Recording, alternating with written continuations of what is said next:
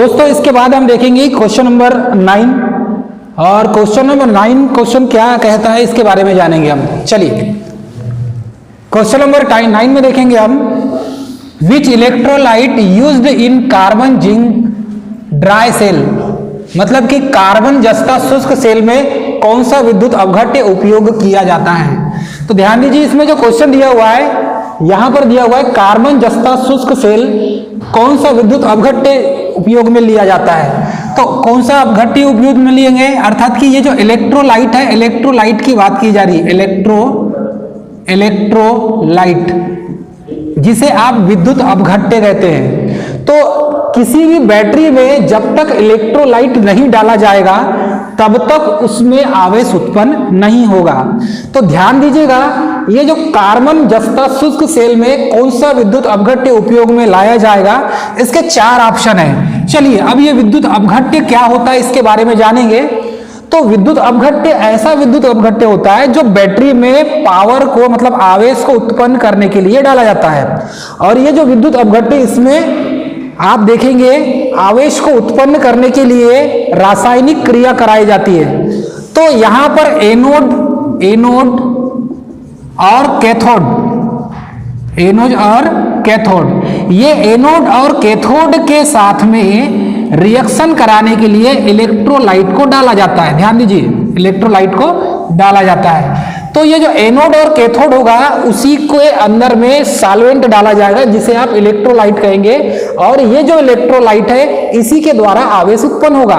तो ये जो इलेक्ट्रोलाइट है इसमें रासायनिक क्रिया होगी, याद रखिएगा रासायनिक क्रिया होगी, और रासायनिक क्रिया के फलस्वरूप यहाँ पर एनोड में और कैथोड में ये दोनों प्लेट में आवेश उत्पन्न होगा, जिसके आपको इफेक्ट जब आप उससे किसी लोड को या किसी बल्ब को या किसी लैंप को जब लगाएंगे उससे सप्लाई से जोड़ेंगे तो ऑटोमेटिकली आपको वहां पर आवेश उत्पन्न होते हुए मिलेगा।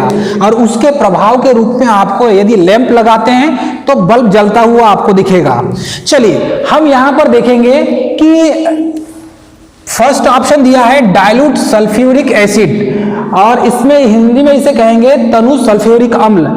ये जो तनु सल्फ्यूरिक अम्ल है ये कहां पर यूज किया जाता है, लेड एसिड बैटरी में, लेड एसिड बैटरी में। ध्यान दीजिएगा सब सेकेंडरी सेल की बात कर रहे हैं हम यहाँ पे। तो डाइल्यूट सल्फ्यूरिक जो एसिड है तनु सल्फ्यूरिक अम्ल ये लेड एसिड बैटरी में यूज किया जाता है, और ये जो बैटरी होती है ये भी सेकेंडरी सेल के अंतर्गत आता है। उसके बाद है अमोनियम क्लोराइड, तो ये अमोनियम क्लोराइड का भी सॉल्वेंट सेल के अंदर डाला जाता है। फिर है पोटेशियम हाइड्रोक्साइड, तो पोटेशियम हाइड्रोक्साइड जो है KOH इसको भी डाला जाता है। उसके बाद है कंसंट्रेटेड हाइड्रोक्लोरिक एसिड मतलब सांद्र सल्फ्यूरिक अम्ल, तो यहां पर शुष्क कार्बन जस्ता की बात की जा रही है। और शुष्क कार्बन जस्ता में यदि हम देखेंगे तो आपको ये इसमें 4 ऑप्शन में इसका सही आंसर क्या आएगा। तो फर्स्ट जो है यहां पर शुष्क कार्बन जस्ता की बात की जा रही है डाइल्यूट सल्फ्यूरिक अम्ल, तो ये लेड एसिड बैटरी में यूज किया जाता है। अमोनियम क्लोराइड और पोटेशियम हाइड्रोक्साइड ये 2 ऑप्शन बिल्कुल सटीक के ऑप्शन है, मतलब कि इन दोनों में से कोई भी हो सकता है, बी और सी में से। ये दोनों करीब के आंसर है, क्योंकि कॉन्सेंट्रेटेड हाइड्रोक्लोरिक एसिड मतलब कि सांद्र सल्फ्यूरिक जो अम्ल है ये देखेंगे तो ये तनु सल्फ्यूरिक अम्ल से मिलता जुलता है। तो ये लेड एसिड बैटरी में जो है सेकेंडरी सेल में यूज किया जाने वाला अम्ल है। अब बचता है आपके पास सेकेंड बी और सी, अमोनियम क्लोराइड और पोटेशियम हाइड्रोक्साइड। तो इन दोनों में से यदि आप देखेंगे तो इसका आंसर क्या होगा, क्या होगा इसका आंसर कोई बता सकता है, अमोनियम क्लोराइड, क्योंकि यहां पर कार्बन जस्ता शुष्क सेल की बात की जा रही है, तो जिसे आप ड्राई सेल कहते हैं, ड्राई सेल की बात की जा रही है। और ये जो ड्राई सेल होता है दोस्तों ये प्राइमरी सेल के अंतर्गत आता है, प्राइमरी सेल के अंतर्गत आता है। तो ये जो ड्राई सेल है ये प्राइमरी सेल है, और इसमें कार्बन की छड़ लगाई जाती है, कार्बन की छड़ लगाई जाती है। तो ध्यान दीजिएगा ये जो ड्राई सेल आपको कहां देखने मिलेगा, इसका जो वोल्टेज होता है 1.5 वोल्ट है ड्राई सेल का। ड्राई सेल से आपको वोल्टेज कितना मिलेगा, 1.5 वोल्ट। अब ये जो ड्राई सेल है ये प्राइमरी सेल के अंतर्गत आता है, और ये कार्बन की इसमें छड़ होती है, तो इसमें ऐसा खोल पात्र मिलेगा आपको। तो इस टाइप से एक खोल पात्र मिलेगा और अंदर एक कार्बन की छड़ होगी। तो ये ऊपर एक और ये दूसरा। तो ऐसे दो प्लेट होंगे इसमें। अब यहां पर शुष्क वाला जो है इसके अंदर अमोनियम क्लोराइड रखा जाएगा। क्या रखा जाएगा? Ammonium chloride. तो ऑप्शन बी का जो है मतलब कि क्वेश्चन नंबर 9 का जो ऑप्शन बी है ये सही होगा। ये जो ड्राई सेल है ये कहाँ यूज किया जाता है? ध्यान दीजिए इधर, ये जो ड्राई सेल है ये यूज कहाँ किया जाता है? तो आपको देखने मिलेगा जो किसान जो टार्च होता है, किसान टार्च में पुराने समय में सेल उसमें डाला जाता था। तो ये जो ड्राई सेल है वही यूज होता था, उसमें सबसे ज्यादा यूज करते हैं। उसके बाद जो आपके पास दीवार घड़ी होगी जिसमें, और उसके बाद जो आपके टीवी की जो बैटरी होगी, ठीक है, उसमें भी डाला जाता है। तो ध्यान दीजिएगा जो ड्राई सेल है ये ड्राई सेल का उपयोग हम यहाँ पर दीवार घड़ी में यूज करते हैं, रिमोट में करते हैं ड्राई सेल का उपयोग। उसके बाद जो किसान जो टार्च होता है, पुराना किसान टार्च जो आपको स्टील का मिलेगा बना हुआ, उसमें बड़े बड़े सेल डाले जाते हैं, उसमें भी ड्राई सेल का उपयोग किया जाता है दोस्तों। तो इस तरीके से ये जो ड्राई सेल है इसमें कार्बन जस्ता का शुष्क सेल में कौन सा विद्युत अपघट्य उपयोग किया जाएगा? तो उसमें यूज किया जाता है ये जो सॉल्वेंट होता है अमोनियम क्लोराइड का यूज किया जाता है दोस्तों। तो ये आपको समझ में आ गया होगा। नेक्स्ट क्वेश्चन देखेंगे।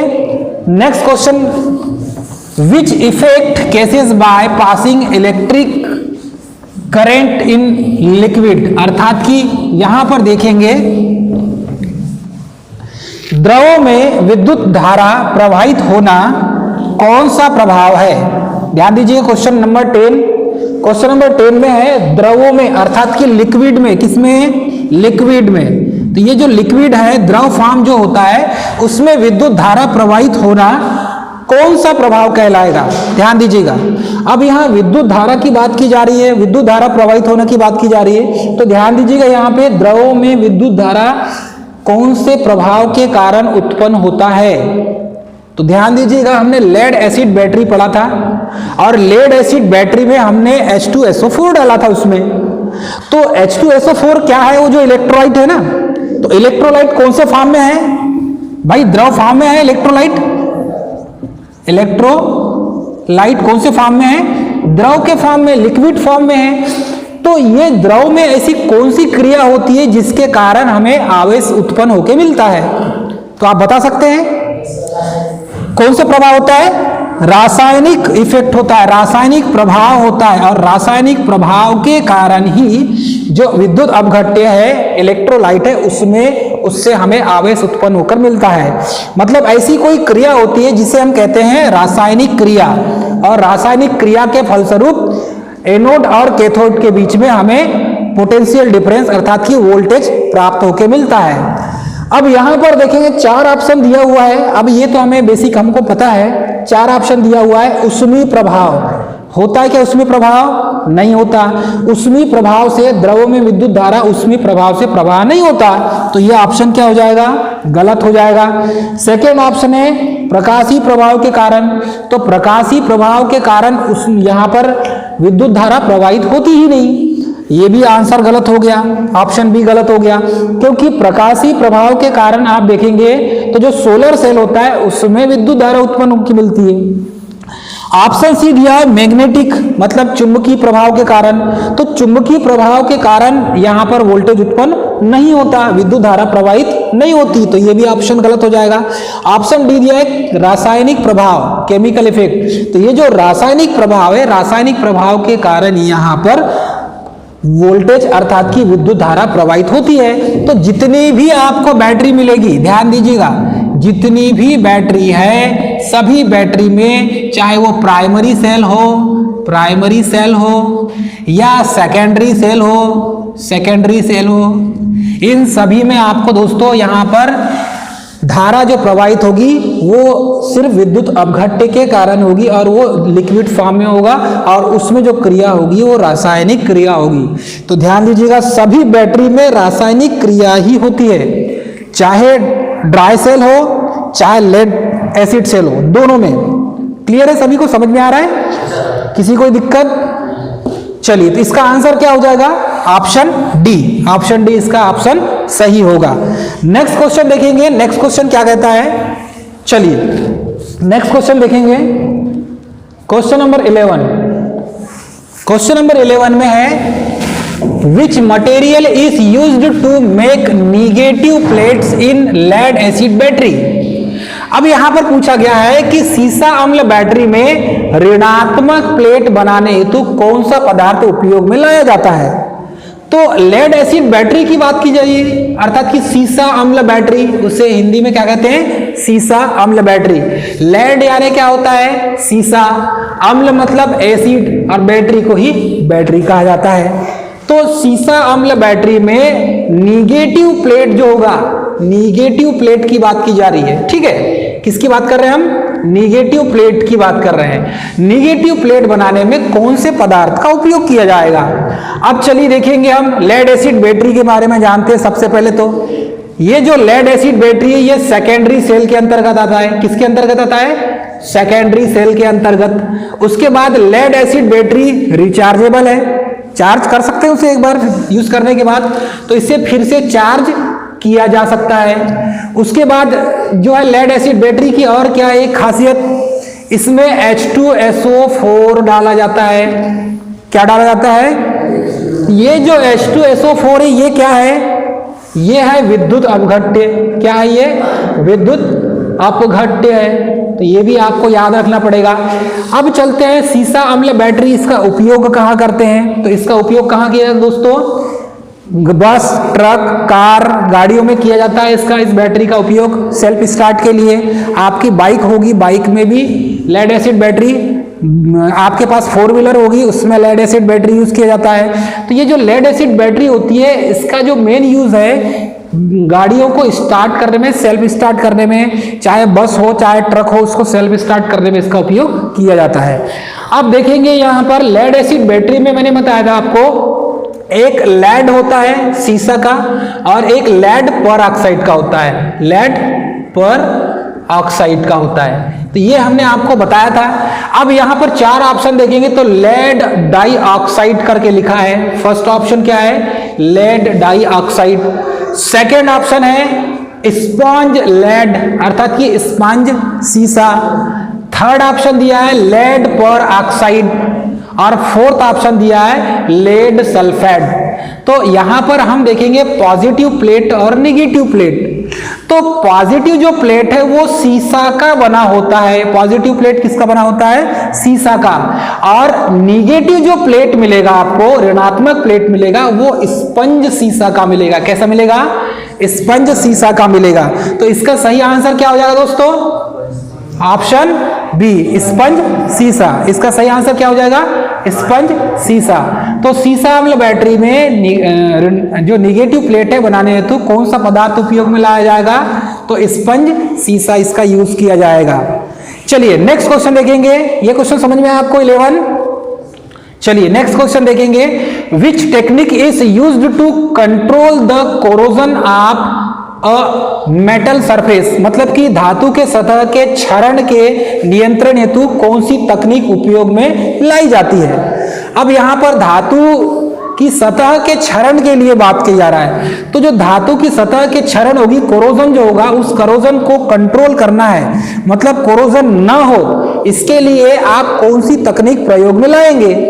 तो यहां पर चार ऑप्शन दिया है। सबसे पहले तो कोरोजन क्या होता है, क्षरण क्या होता है, ध्यान दीजिए यहां पर लिखा है क्षरण। क्षरण मतलब क्या होता है, जैसे कोई प्लेट है या कोई धातु है, मानकर चलिए कोई लोहा है, लोहे की प्लेट है। अब ये लोहे की प्लेट यदि आप इसको ठंडी गर्मी बारिश में रख देंगे, तो जब बारिश में रखेंगे इसके ऊपर जब पानी पड़ेगा, इसके ऊपर पानी गिरेगा, तो ये इसमें जंग लगना चालू हो जाएगा। क्या हो जाएगा, जंग लगना चालू हो जाएगा। तो लोहे में जंग लगना चालू हो जाएगा, मतलब उसका क्षरण होना चालू हो जाएगा और वो गलना चालू हो जाएगा, खराब होना चालू हो जाएगा। क्षरण का मेन मकसद वही होता है, क्षरण मतलब यही होता है कि उसमें खराबी आना, उसकी गुणवत्ता खराब होना, या वो जो मेटल है, जो धातु है, वो धातु धीरे धीरे करके खराब हो जाना। तो ये इतनी चीज आपको समझ में आना चाहिए। यही कोरोजन को, यही क्षरण को हमें रोकना है। तो धातु के सतह के क्षरण के नियंत्रण हेतु कौन सी तकनीक प्रयोग में लाई जाएगी। चार ऑप्शन दिया हुआ है। फर्स्ट ऑप्शन देखेंगे एनोडोइक प्रोटेक्शन लिखा हुआ है, मतलब एनोडोइक सुरक्षा। सेकेंड ऑप्शन बी दिया हुआ है कैथोडोइक प्रोटेक्शन। क्या दिया हुआ है? कैथोडोइक प्रोटेक्शन दिया हुआ है। तो एनोड की सुरक्षा, एनोडोइक मतलब एनोड की सुरक्षा, और एनोड में कौन सा आवेश होता है? पॉजिटिव आवेश होता है। कैथोडोइक सुरक्षा मतलब कैथोड में कौन सा आवेश होता है? नेगेटिव। अब यह है electrolyte protection, electrolytic protection, option C दिया हुआ है। तो ये जो इलेक्ट्रोलाइट मतलब क्या होता है? विद्युत अपघट्य। मतलब उसको विद्युत अपघट्य में क्या डुबा कर रखेंगे सुरक्षा देने के लिए? ऐसी कोई मेथड है क्या? नहीं है। ऑप्शन डी देखेंगे, इलेक्ट्रोस्टैटिक प्रोटेक्शन, विद्युत स्थिर विद्युत सुरक्षा। अब यहां पर चार जो ऑप्शन है, चार ऑप्शन में इसका आंसर क्या होगा? तो अब यहां पर जो है चार ऑप्शन हम देखेंगे, तो चार ऑप्शन में हमको समझ में आ जाना चाहिए एनोड और कैथोड एक ऐसी है, जैसे आप इलेक्ट्रोप्लेटिंग पढ़ेंगे, इलेक्ट्रोप्लेटिंग पढ़ेंगे, तो ये इलेक्ट्रोप्लेटिंग होता है वो डीसी सप्लाई देकर इलेक्ट्रोप्लेटिंग की जाती है।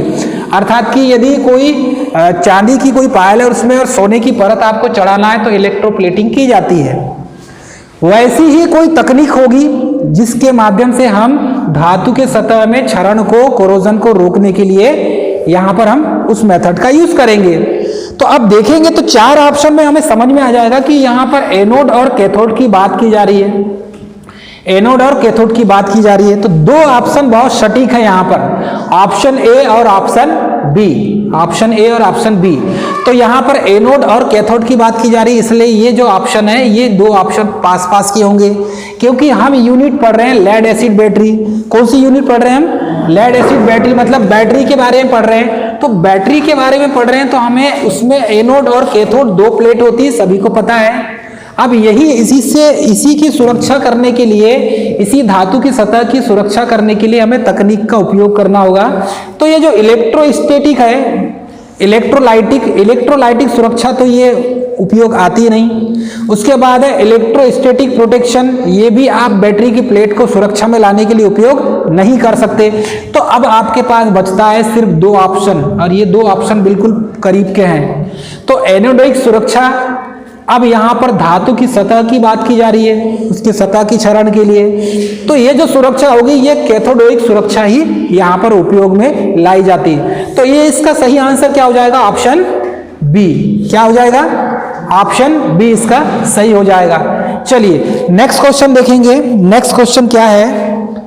और नेक्स्ट क्वेश्चन में हम यहां पर देखेंगे, अब दोस्तों क्वेश्चन नंबर 13 देखेंगे हम यहाँ पे। क्वेश्चन नंबर 13 क्या है? Which cell is most often used in digital watches? अर्थात कि डिजिटल घड़ियों में सामान्यतः कौन सा सेल प्रयोग में किया जाता है? अब देखो डिजिटल घड़ी की बात की जा रही है, ध्यान दीजिए। एक तो घड़ी होती है एनालॉग घड़ी, एनालॉग घड़ी में आपको यहां पर मिलेगा, एनालॉग घड़ी में भी सेल यूज किया जाता है। एनालॉग घड़ी मतलब कि जिसमें चाबी भरते हैं, चाबी भरने वाली घड़ी देखिए आप। उसके बाद आपने देखे होंगे ऐसे कांटे वाली घड़ी देखे होंगे, ये कांटे वाली घड़ी दिख रही है आपको, तो ये भी घड़ी, इसमें भी सेल यूज करते हैं। तो यहां पर डिजिटल घड़ियों की बात की जा रही है, जो घड़ी डिजिटल होती है उसकी बात की जा रही है। तो ध्यान दीजिएगा यहां पर डिजिटल घड़ियों में सामान्यतः कौन सा सेल उपयोग में लाया जाता है? फर्स्ट है वोल्टिक सेल, जो डिजिटल घड़ी होती है उसकी बात की जा रही है। अब आपने देखे होंगे जो दीवार घड़ी होती है, दीवार घड़ी में जो सेल यूज करते हैं वो ड्राई सेल होता है। कौन सा सेल होता है भाई? ड्राई सेल होता है ना। उसका वोल्टेज आपको कितना मिलेगा? 1.5 वोल्ट। तो दीवार घड़ी में जो सेल यूज होता है वो पेंसिल सेल बोलते हैं, या उसे ड्राई सेल कहा जाता है।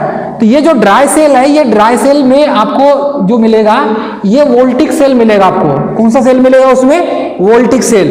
तो वोल्टिक जो सेल होता है वो आपको मिलेगा दीवार घड़ी में, या दीवार घड़ी मतलब कि उसी के समान मिलेगा। जैसे वोल्टिक सेल का टाइप है वैसे ही एक सेल आपको मिलेगा ड्राई सेल, जिसे शुष्क सेल कहते हैं, शुष्क सेल कहते हैं। तो ये जो शुष्क सेल है दोस्तों, ये दीवार घड़ी में उपयोग किया जाता है। वोल्टिक सेल जो होता है, ये जो वोल्टिक सेल होता है, ये इसका सबसे ज्यादा उपयोग हम कहां करते हैं? जैसे कि आपको देखने मिलेगा वोल्टिक सेल का, ये जो सेल होगा आपको जैसे कि आपने देखा होगा सोलर प्लेट देखा है आपने, फोटोवोल्टिक सेल, तो उसमें फोटोवोल्टिक सेल का उपयोग किया जाता है, ठीक है। उसके बाद है लिथियम आयन सेल, तो लिथियम का उपयोग कहां करते हैं, सेकेंडरी बैटरी में। कौन सा, लिथियम आयन सेल, किसमें करेंगे हम, लिथियम आयन बैटरी में लिथियम का उपयोग करते हैं। तो अब यहां पर डिजिटल घड़ियों की बात की जा रही, तो वोल्टिक सेल तो उपयोग करेंगे नहीं, डिजिटल घड़ी में वोल्टिक सेल उपयोग नहीं होता। उसके बाद है लिथियम का भी उपयोग नहीं होता।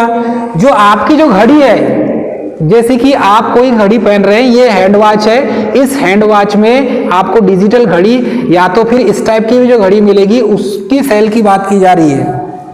तो इसमें आपने देखा होगा पेंसिल सेल या बटन सेल जिसे बोलते हैं, बटन सेल होता है, तो वही बटन सेल होता है, वो सिल्वर ऑक्साइड सेल होता है, या इसी को बटन सेल कहा जाता है। क्या कहते हैं, बटन सेल भी कहते हैं इसे, क्या कहते हैं, बटन सेल कहा जाता है। मरकरी का बना नहीं होता, याद रखिएगा, सिल्वर ऑक्साइड का ही बना होता है। तो जो डिजिटल घड़ी है, अब ये जो घड़ी है इसमें यदि नंबरिंग सिस्टम हो जाता तो ये भी डिजिटल हो जाता। इसमें भी छोटा सा सेल लगता है, बिल्कुल छोटा सा बटन सेल जिसे कहते हैं, बटन की आकृति का होने के कारण उसे बटन सेल कहा जाता है। उसके बाद यहां पर देखेंगे सिल्वर ऑक्साइड सेल, उसी को बटन सेल कहते हैं। अब ये जो डिजिटल घड़ी और जो हैंड वॉच है, ये भी डिजिटल होता है, हैंड वॉच भी, और ये कांटे वाली घड़ी है, ये भी एक डिजिटल घड़ी की तरह ही है। जो डिजिटल घड़ियों में सेल लगेगा वही सेल इसमें भी लगता है, तो ये इलेक्ट्रॉनिक घड़ी कहलाती है। इलेक्ट्रॉनिक इसलिए कहते हैं इसे क्योंकि इसमें भी कॉइल होती है, उस कॉइल में आप सप्लाई मिलेगा, उसमें एक सेल मिलेगा, तो यही बटन सेल भी इसमें यूज किया जाता है, इसीलिए डिजिटल घड़ी बोला गया है। यदि आपको बोला जाए कि दीवार घड़ी में कौन सा सेल उपयोग किया जाता है, तो क्या लगाएंगे आप, ड्राई सेल। क्या लगाएंगे, ड्राई सेल। क्या लगाएंगे आंसर, ड्राई सेल। यदि आपको बोला जाए कि जो कलाई में बांधने वाली घड़ी है, मतलब हैंड वॉच जिसे इसे कहते हैं, कलाई में बांधने वाली घड़ी, इसमें कौन सा सेल उपयोग में लाया जाता है यदि पूछा जाए तो क्या बताएंगे आप, सिल्वर ऑक्साइड सेल। क्या बताएंगे, सिल्वर ऑक्साइड सेल बताएंगे। नेक्स्ट क्वेश्चन है, what is the effect if one cell is connected with reverse polarity in a parallel combination circuit. अर्थात कि समांतर युग्मन परिपथ में यदि एक सेल को विपरीत ध्रुवता के साथ संयोजित किया जाए तो क्या प्रभाव पड़ेगा। अब यहां पर इफेक्ट क्या पड़ेगा, मानकर चलिए ये एक सेल हो गया प्लस माइनस, दूसरा सेल जो है हमने ऐसा लगा दिए, माइनस प्लस लगा दिए, तीसरा सेल जो हमने लगाए फिर प्लस माइनस लगा दिए। समझ में आ रहा है सभी को। देखो पहला जो सेल है ये कैसा है, प्लस माइनस है, ये प्लस, और दूसरा सेल कहां पर है, यहां माइनस प्लस है, तीसरा सेल प्लस माइनस है।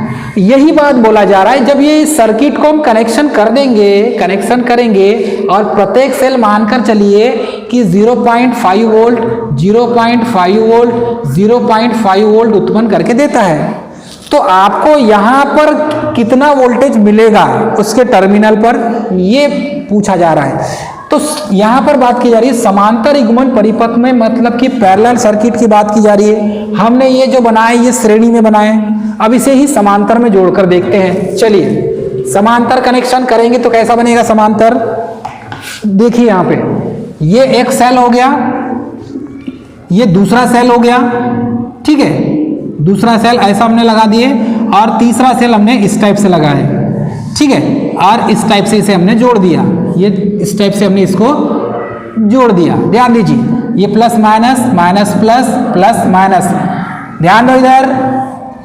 अब ये देखो यहां पर हमको जो है वोल्टेज कितना प्राप्त होगा ये पूछा गया है, तो ये 0.5 वोल्ट उत्पन्न करके देता है, ये भी प्रत्येक सेल 0.5 वोल्ट 0.5 वोल्ट। अब यहां पर यदि देखेंगे तो इसकी पोलैरिटी यहां पर प्लस, यहां पर इसकी पोलैरिटी क्या है, माइनस, इसकी पोलैरिटी प्लस है, मतलब दो सेल की पोलैरिटी सेम है और एक सेल की पोलैरिटी चेंज है। तो जो एक सेल है, ये एक सेल का वोल्टेज आपको यहां पर कितना प्राप्त होगा ये पूछा गया है। तो यहां पर ध्यान दीजिएगा, ये जो सेल है ये सेल काम नहीं करेगा, मतलब वोल्टेज बनाकर नहीं देगा, ये सेल माइनस हो जाएगा आपको यहां पर मिलेगा 0.5 वोल्ट, 0.5 वोल्ट। जब सेल को, ध्यान दीजिए इधर, जब सेल को सीरीज में जोड़ा जाता है, सीरीज में जोड़ेंगे तो आपको वोल्टेज समान मिलेगा। क्या मिलेगा? वोल्टेज समान मिलेगा। तो ध्यान देंगे यहां पर ये जो सेल है 0 वोल्टेज, देखो क्या लिखा है, वोल्टेज बिकम 0। सेकेंड लिखा है बिकम ओपन सर्किट, यहां लिखा है विल गेट शॉर्ट सर्किटेड, अर्थात कि यदि यहां पर हम देखें तो वोल्टेज शून्य हो जाएगा। ऑप्शन बी दिया है खुला परिपथ हो जाएगा, या ऑप्शन सी दिया है लघु पतित हो जाएगा, या ऑप्शन डी दिया हुआ है कोई प्रभाव नहीं, सामान्य रूप से कार्य करेगा। अब इस तरीके से हमने सेल को भैया जोड़ दिए हैं, तो इसका सही आंसर क्या निकलेगा? ऑप्शन बी हो जाएगा। क्या आएगा? क्या हो जाएगा? ऑप्शन सी हो जाएगा। ऑप्शन सी हो जाएगा। क्या हो जाएगा? विल गेट शॉर्ट सर्किटेड, अर्थात कि लघु पतित हो जाएगा, क्योंकि यहां पर जो है पॉजिटिव पोलैरिटी मिलना था यहां पर, और यहां पर पोलैरिटी क्या मिलना था? निगेटिव मिलना था। लेकिन दो सेल की पोलैरिटी समान है और एक सेल की पोलैरिटी विपरीत है, इसीलिए ये क्या हो जाएगा? शॉर्ट सर्किट हो जाएगा, लघु पतित हो जाएगा। हिंदी में कहते हैं इसे लघु पतित हो जाना, मतलब कि शॉर्ट सर्किट हो जाना। तो इस तरीके से आपको याद रखना पड़ेगा दोस्तों। नेक्स्ट क्वेश्चन देखेंगे। नेक्स्ट क्वेश्चन क्या है? Question number 15। क्वेश्चन नंबर 15 देखेंगे हम। चलिए, क्वेश्चन नंबर 15 क्या है? What is the function of fine selector switch in battery charger? तो बैटरी आवेशक में फाइन सेलेक्टर स्विच का काम क्या होता है? ये फाइन सेलेक्टर स्विच की बात की जा रही है, बैटरी में होता है, और ये इसका काम क्या है? क्योंकि ऐसा क्या फंक्शन होता है बैटरी के अंदर कि बैटरी के जो आवेशक होता है उसमें फाइन सेलेक्टर स्विच का उपयोग किया जाता है। और इसमें 4 ऑप्शन दिए रहेंगे। फर्स्ट ऑप्शन है सिलेक्शन ऑफ करेंट रेटिंग, मतलब धारा रेटिंग का चुनाव करने के लिए। ऑप्शन भी दिया है सिलेक्शन ऑफ चार्जिंग टाइम, मतलब कि आवेशक समय का चुनाव करने के लिए। और ऑप्शन डी दिया हुआ है इसका, ऑप्शन डी देखेंगे। ऑप्शन डी क्या दिया हुआ है?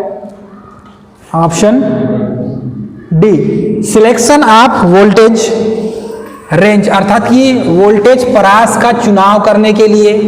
और ऑप्शन डी दिया हुआ है दोस्तों सिलेक्शन ऑफ चार्जिंग मेथड, मतलब आवेशन विधि का चुनाव करने के लिए। अब ये 4 ऑप्शन दिया हुआ है, और 4 ऑप्शन में हमें यहां पर पूछा गया दोस्तों, देखेंगे यदि हम यहां पे, तो यहां पर पूछा जो गया है, पहले क्वेश्चन को पकड़ेंगे। बैटरी आवेशक में फाइन सेलेक्टर स्विच, यहां पर स्विच की बात की जा रही है। कहीं पर भी स्विच का आपको सिंबल इस टाइप से मिलेगा, ध्यान दीजिएगा, ठीक है। ये आपका स्विच एस हो गया। अब ये स्विच एस का जो ये सिंबल है, यही स्विच जो है, ऐसे ही इसमें फाइन सेलेक्टर स्विच होता है। इस स्विच का उपयोग क्या है? बात नहीं, ध्यान दीजिए इधर। तो इसमें आवेशक जो है, बैटरी आवेशक में फाइन सेलेक्टर स्विच का क्या कार्य होगा? 4 ऑप्शन देखे, 4 ऑप्शन में धारा रेटिंग का चुनाव, आवेशन का समय, और उसमें दिया है इसका सही आंसर क्या होगा? कोई बताएगा? हाँ, धारा। तो 4 ऑप्शन दिया है, सिलेक्शन ऑफ वोल्टेज रेंज, तो वोल्टेज रेंज का परास चुनाव होगा ही नहीं, ये भी गलत होगा।